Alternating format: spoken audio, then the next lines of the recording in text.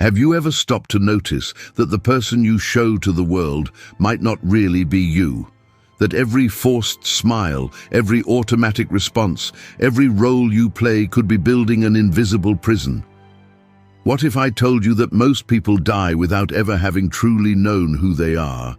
Carl Jung called this the persona, the mask we wear to be accepted, to survive socially, to avoid rejection. In ancient Greek theatre, persona was literally the mask that actors wore to represent their characters. And Jung noticed something frightening. We never take ours off. We wake up with it, work with it, relate through it. The mask becomes so glued to our face that we forget there's a face underneath.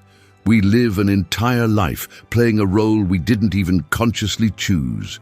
We were molded by parental expectations, societal demands, standards of what it means to be successful, attractive, respectable.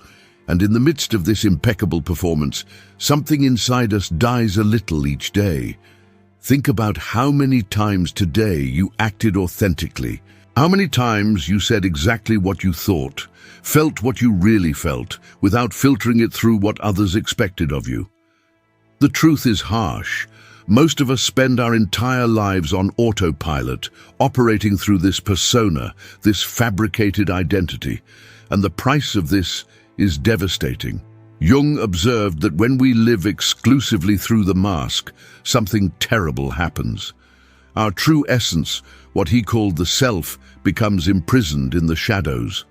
We begin to feel an inexplicable emptiness, an anxiety that no external achievement can fill. We can have the perfect job, the seemingly ideal relationship, everyone's approval, and still feel that something fundamental is missing. Because it is. We are missing the real, authentic, unique person that exists behind all these layers of social conditioning. Jung said that individuation, the process of becoming who you really are, is life's most important task. But it's also the most frightening, because it means looking at the mask and having the courage to take it off, even knowing that the face underneath might not be what others want to see. Even knowing you might lose approval, disappoint expectations, have to rebuild your life from scratch. See how this works in everyday life. You're in a work meeting and have a different idea, but don't speak up because your professional persona tells you to be cautious, not to stand out too much, to maintain harmony. You're in a relationship and feel something important that needs to be said, but your romantic persona whispers that expressing real needs might seem like weakness or neediness. You meet friends and pretend to be fine when inside you're falling apart, because your social persona demands that you be the light-hearted, well-adjusted person who's never a burden. Each of these choices seems small, insignificant, but they accumulate.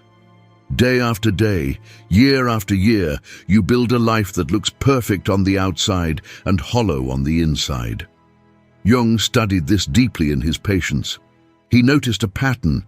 The most socially successful people, those who perfectly mastered the art of using the persona, were often the most internally lost. They came to his office with depression, anxiety, deep existential crises, not understanding why.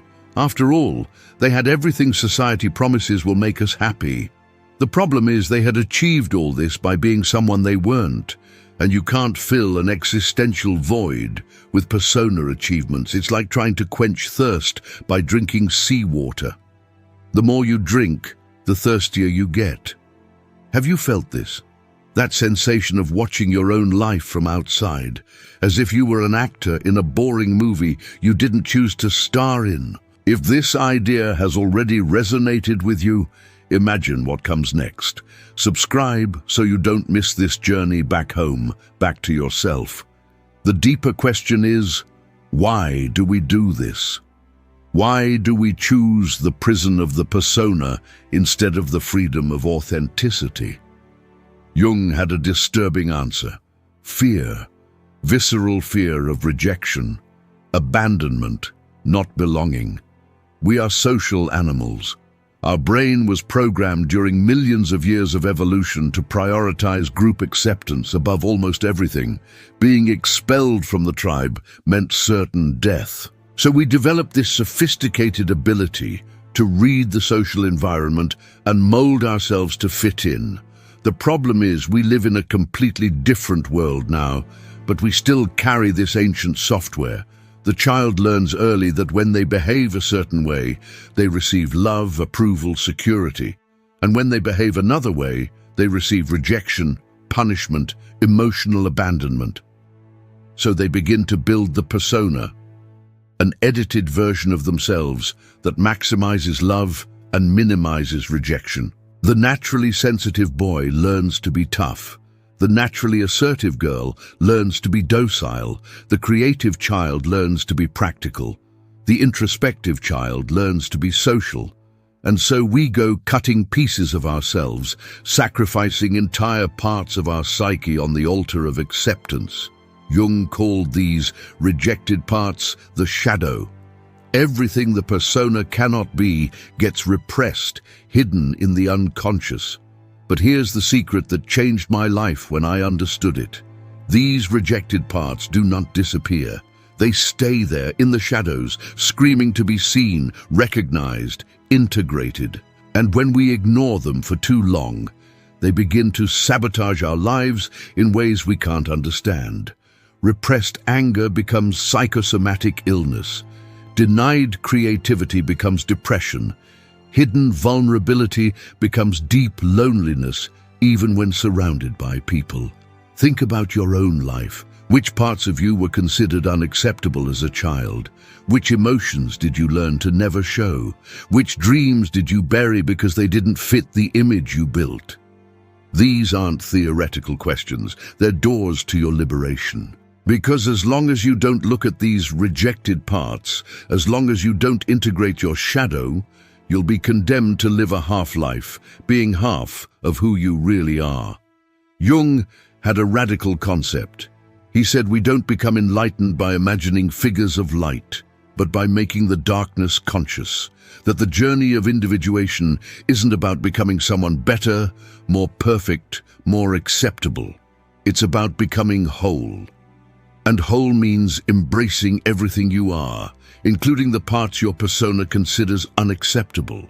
Your selfishness, your anger, your envy, your laziness, your lust, your arrogance, your fragility. All of this is also you. And when you deny this, when you try to be only light without darkness, you become one-dimensional, false, empty. But there's an even deeper secret that few know. The persona isn't just a trap, it can also be a portal.